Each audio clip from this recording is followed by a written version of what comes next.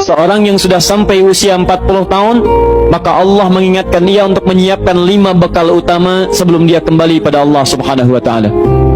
Hati-hati yang sudah sampai 40 tahun, jika Anda belum memiliki satu di antara 5 ini, Anda mesti khawatir. Karena ini peringatan dari Al-Quran. Baik, 1. Qala Rabbi awzi'ni an ashkura ni'mataka allati an'amta 'alayya wa 'ala walidayya. Amanat pertama, kata Allah, dia mesti memperbanyak doa kepada Allah Subhanahu wa taala agar dibimbing. Banyak doa agar dibimbing mensyukuri nikmat hidup, plus bisa meningkatkan bakti pada orang tua. 1. Rabbi auzi'ni an ashkura ni'mataka allati an'amta 'alayya wa 'ala walidayya. Perhatikan baik-baik. Ya Allah, mohon bimbing saya untuk selalu bisa mensyukuri segala nikmat yang telah Engkau berikan pada saya sekarang, 1, dan pada kedua orang tua saya. Baik, jadi kalau sudah sampai usia 40 tahun, pertama, Anda memohon doa kepada Allah untuk dibimbing terus bersyukur kepada Allah. Ini yang mau saya tegaskan. Lihat baik-baik. Apa itu syukur? Tidak ada makna lain dari syukur yang tertuang dalam Al-Quran dan hadis kecuali ungkapan kebahagiaan atas nikmat yang Allah berikan kepada kita dengan cara menggunakan nikmat itu sesuai dengan fungsi yang telah Allah tetapkan.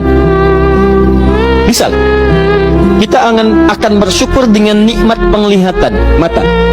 Anda diberikan 40 tahun dalam hidup, mata masih bisa melihat. Bagaimana mensyukuri nikmat mata?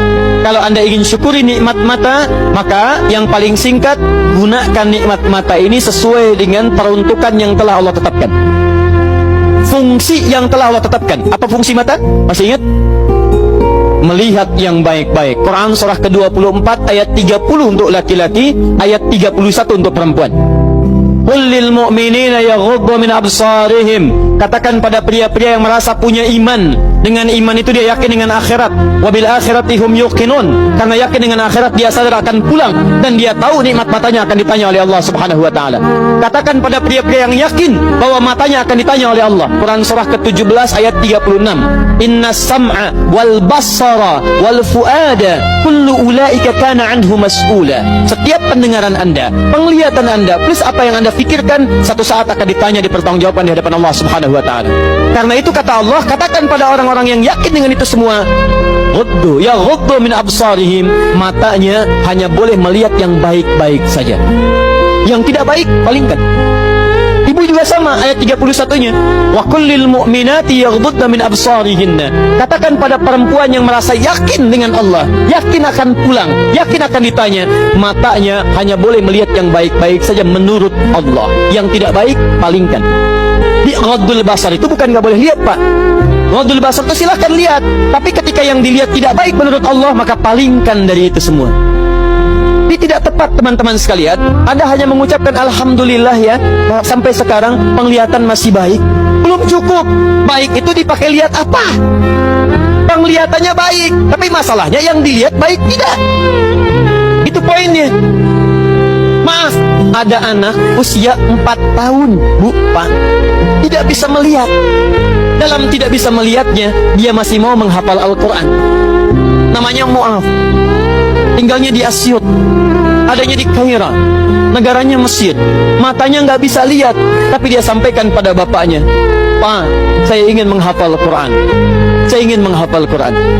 Kata bapaknya, kamu yakin? Saya yakin. Baik, keluarga sederhana, punya cuman motor yang sangat luar biasa tidak bagusnya. Dimodifikasi dashboardnya, menempuh jarak kisaran 20 km. Datang pada syekhnya, bapaknya kemudian membonceng, muadnya di belakang. Teman-teman sekalian, setiap berangkat datang pada syekh, dapat hafalan baru, bapaknya tulis ayatnya, disimpan di dashboardnya. Di jalan lihat ke sini, lihat ke jalan, lihat ke sini, lihat ke jalan. Mu'adz bacakan ayatnya, bapaknya mendengarnya. Secara singkat, tiba-tiba setelah itu fasenya berakhir, jadilah anak ini hafal Quran. Yang ngantar belum hafal Quran, yang diantar nggak bisa lihat hafal Quran.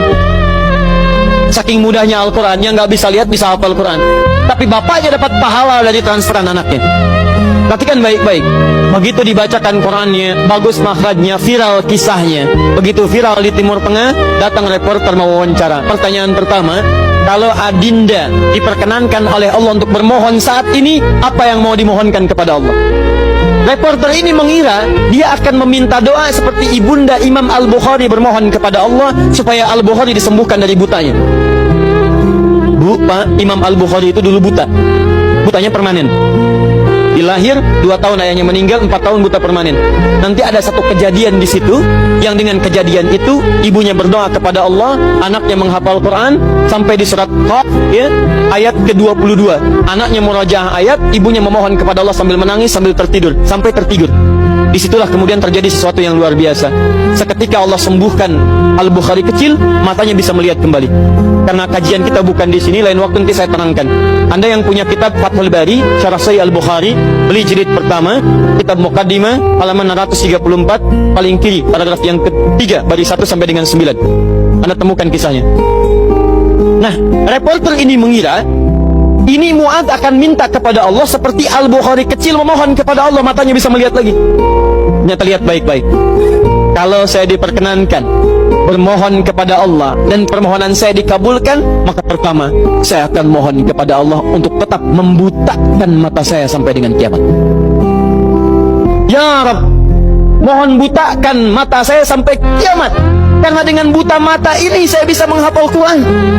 Saya takut ya Allah, kalau saya melihat lagi, mata saya melihat maksiat dan hilang Quran dari hafalan saya. Anda bisa bayangkan, anak kecil 4 tahun, mata nggak bisa lihat, digunakan menghafal Quran. Dan dia takut kalau melihat matanya dipakai maksiat. Antum dikasih 40 tahun, 40 tahun, lebih daripada 4 tahun, lebih dari 14 tahun, Anda sampai 40 tahun, dipakai mata, dipakai apa mata Anda sampai dengan hari ini? Berapa maksiat yang telah Anda kumpulkan dari mata Anda itu?